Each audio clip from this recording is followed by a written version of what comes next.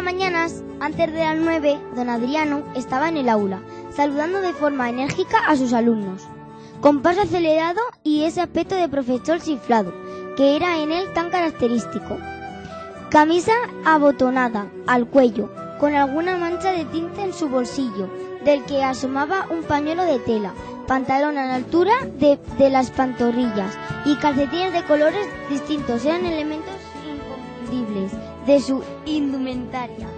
Si bien era una persona aseada, encontraba dificultades para cambiar los colores de su ropa y para reparar ante algunos desperfectos más que evidentes.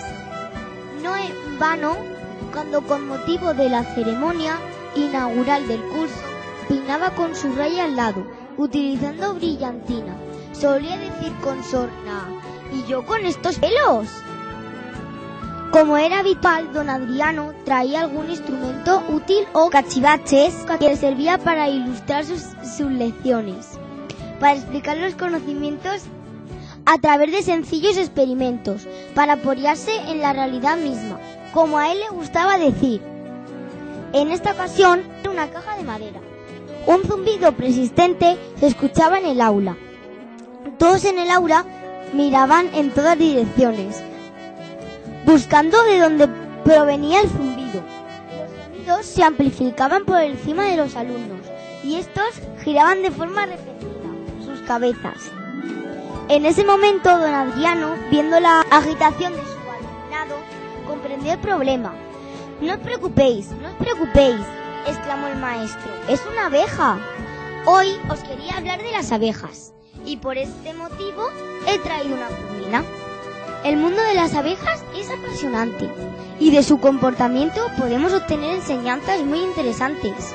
Para ello os contaré la historia de Fer, una joven abeja. Todos esperaban atentos las explicaciones de don Adriano, mientras éste extraía de su maleta papeles sueltos que, una vez ordenados, darían lugar a la imagen de Fer. ¿Sería otra ocurrencia divertida de don Adriano o sería fruto de su despiste? Don Adriano explicó que cuando era pequeño las abejas la aterrorizaban. Este miedo posiblemente era consecuencia de la imagen de la vecina de sus abuelos enfundada en un traje que le recordaba al de los astronautas que llegaron en aquel año por primera vez a la Luna, o al que vestían los participantes en el concurso de esgrima de las Olimpiadas de México. Aquella imagen le llenó a preguntar a su abuelo para qué utilizaba su vecina esta indumentaria. Su abuelo le indicó que su vecina era apicultora, palabra que él siempre confundía con la de agricultora, y necesitaba protegerse de las picaduras con este equipo de protección. Efectivamente, su vecina tenía colmenas en las que las abejas se organizaban para producir miel, cera, jalea real. Aquellos años, no pudiendo concretar don Adriano la fecha, sus abuelos le regalaron un libro titulado La aventura de Fer. Este se convertiría con el tiempo en libro de cabecera de don Adriano.